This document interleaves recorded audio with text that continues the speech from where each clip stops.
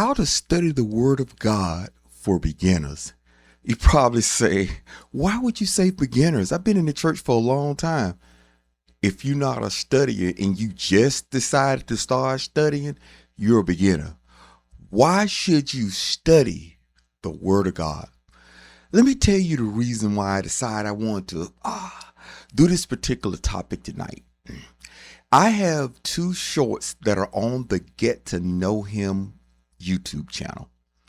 And those two shorts, between one is 2.7 million and one is a little over a million. And we have so many people ask that question, how to be able to recognize God's voice. You can recognize God's voice. The number one way of recognizing God's voice is through his word. But we're going to go through a study tonight to help you understand how to recognize his voice by studying the word of God. And let's start out with this. Why should you study the word of God? Number one, to know God personally. It's a lot of people go to church and they listen to the pastor, but they do not know God personally, don't have a one-on-one conversation and connection with him. So this is the reason why I wanted to go through this type of training. The Bible is not really merely a book of rules.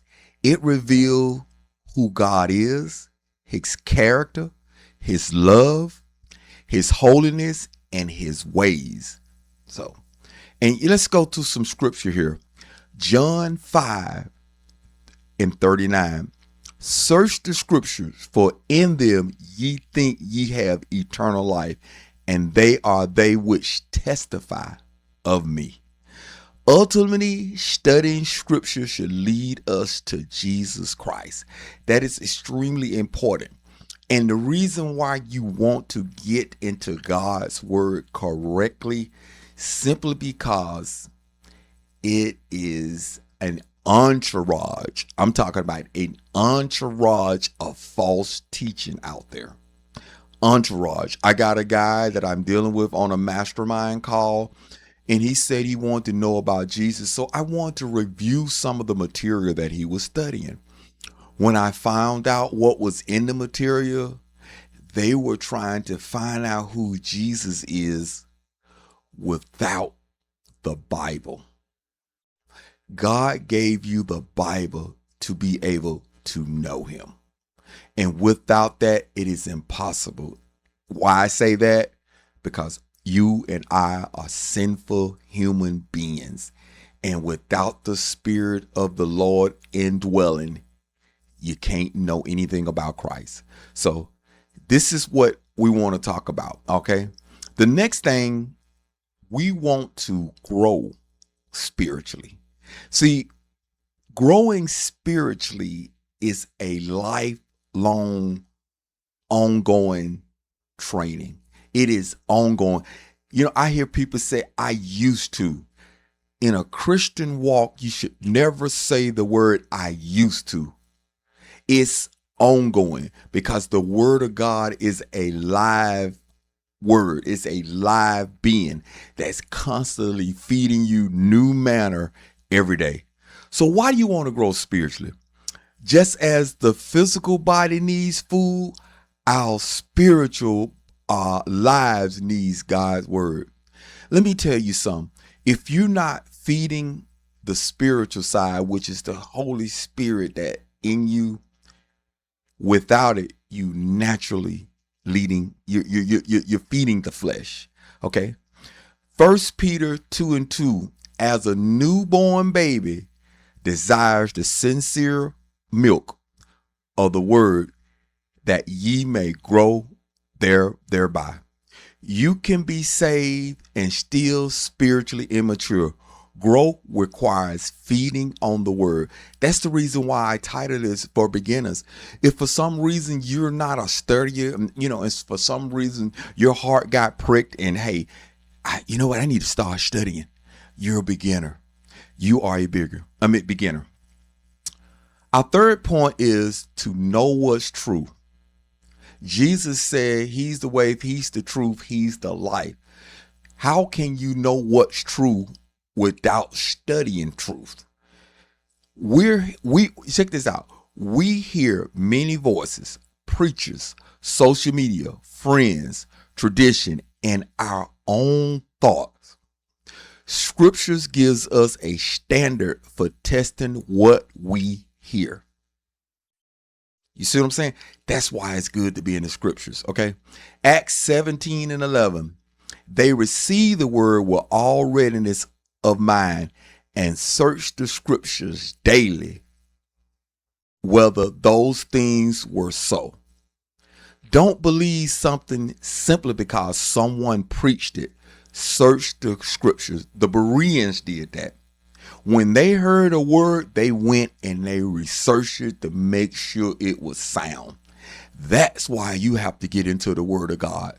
You have to get into the word of God because, man, you can be led astray. You know, since I've been a believer, I went off and I listened to some of Jim Jones' teaching. You know, the one that took people to Guyana and poisoned them. When I listened to what he was teaching, it had absolutely nothing to do with the word of God. But those people didn't even study the Bible. And look how that spirit persuaded them to go there. That's why it's important to study the word of God. Now, the fourth thing is to recognize false teaching. I've talked about that earlier before we even got to the point. The better you know the truth, the easier it is become to recognize error. 2 Timothy 2:15, study to show thyself approved unto God, rightly divine the word of truth. The word of God is truth.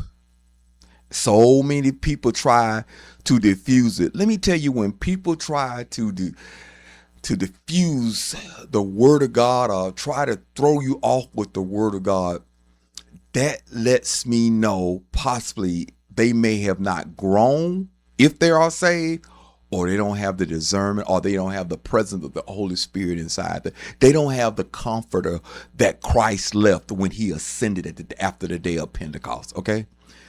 Biblical discernment doesn't come from knowing everyone's false doctrine.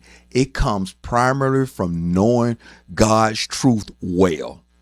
And I'm talking about get in the word consistently.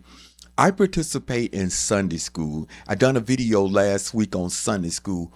What Sunday school does for a church that do have it, you get to go through a little bit of it each day until you get to the Sunday school time when you in the class and you get to go through it.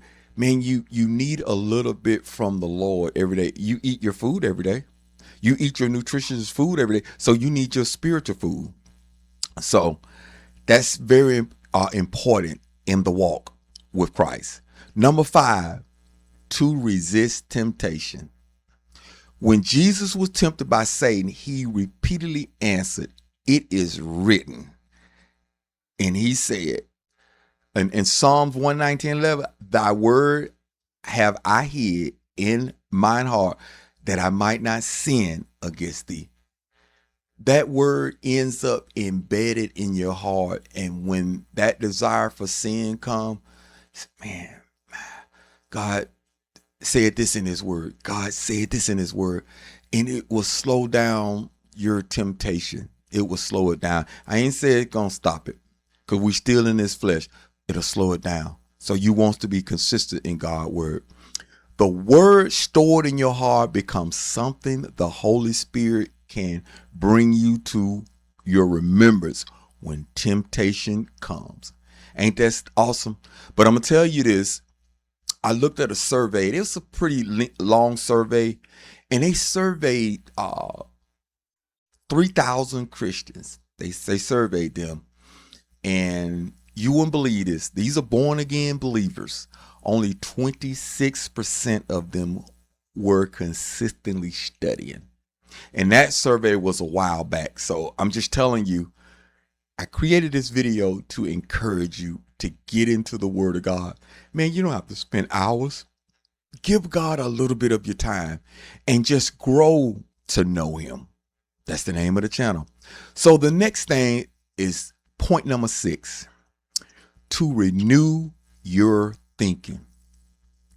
Do you realize when we was born in sin, we had to renew our thinking the Christ way?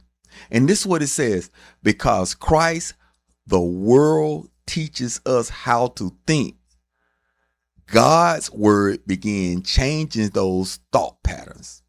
You see what I'm saying? We were programmed by the word. By the world. Now God changed us through the word how to think the right way. Okay. Romans 12:2. Be ye transformed by the renewing of your mind. At one time, our mind was programmed the world way.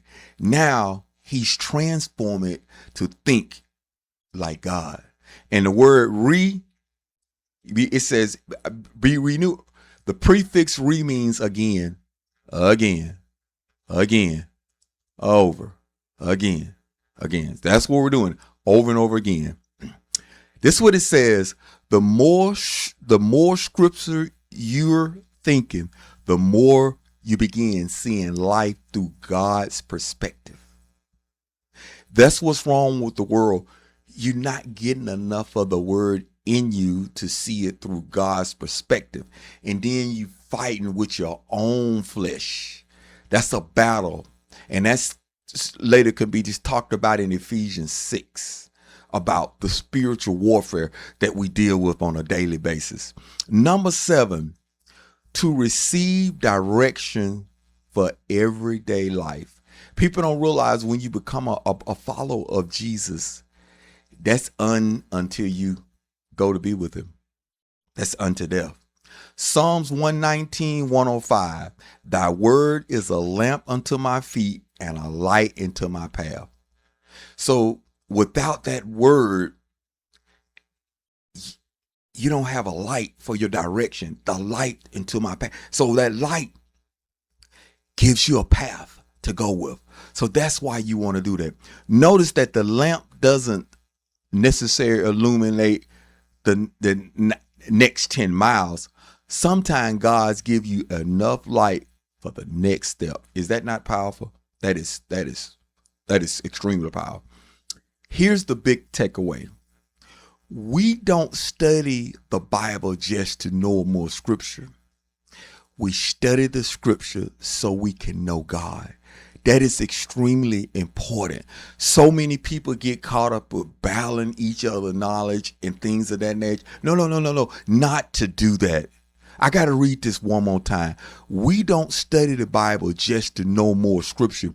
We study the scripture so we can know God. Better because, I stopped right there. Know God better because, let's reread that again to make it make sense. We don't study the Bible just to know more scripture.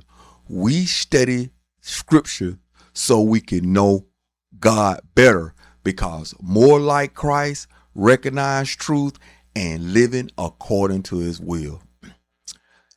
Don't approach Bible study as saying only, what information can I learn today?